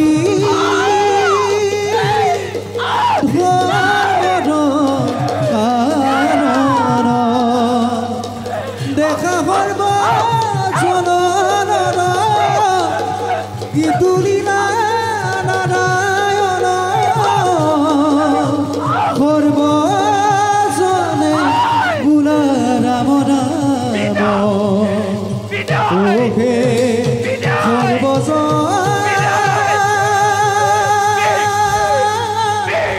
বোলা ৰাম